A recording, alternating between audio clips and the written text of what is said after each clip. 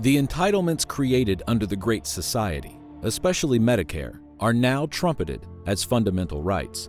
In 2015, on the campaign trail, Senator Sanders proclaimed that health care is a right of all people, not a privilege.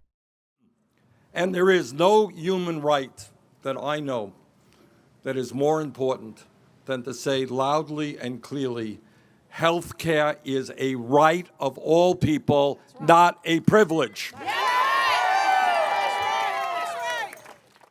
Fast forward 4 years later to 2019, when the senator, along with other Democrats, introduced the Medicare for All Act, which would guarantee this right in law. Today, all of us stand before you and proudly proclaim our belief that health care in America must be a right, not a privilege. After its introduction, a large number of Democrats signed on to support the legislation. The bill attracted 107 original co-sponsors. My name is Pramila Jayapal. I'm proud to represent Washington's 7th Congressional District in the U.S. House of Representatives, and we stand here today because it is time to transform our healthcare system in America.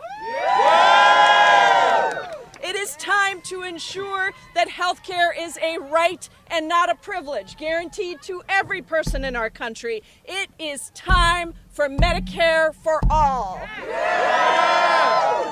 And I want to thank and recognize my Medicare for All caucus co-chair and my friend, Debbie Dingell, who is with us today, and you're going to hear from a number of our other colleagues in a moment.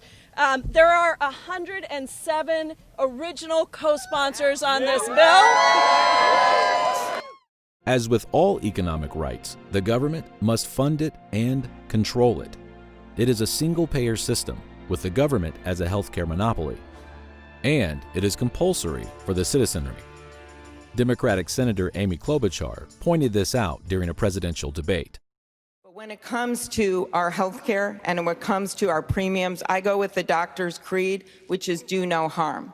And while Bernie wrote the bill, I read the bill. And on page 8 of the bill, it says that we will no longer have private insurance as we know it.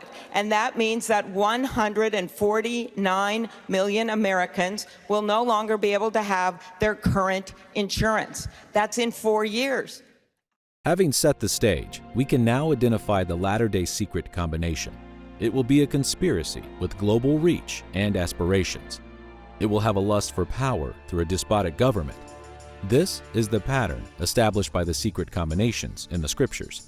In our day, it is no different.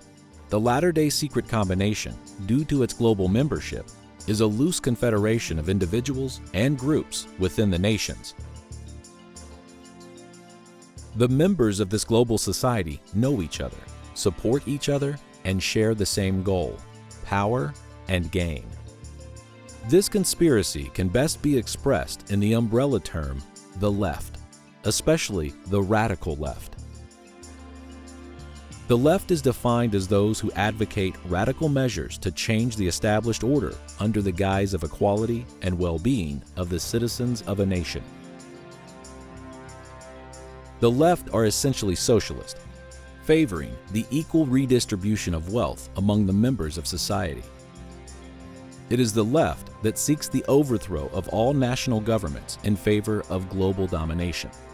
But they must first topple the constitutional republic of the United States, which Section 87 implies. When the United States falls, then the other nations will fall as well. During the last several years, the left has openly called for the overthrow of the U.S. constitutional republic. Just days before his election, Barack Obama did so indirectly. He signaled his intention to fundamentally transform the United States of America.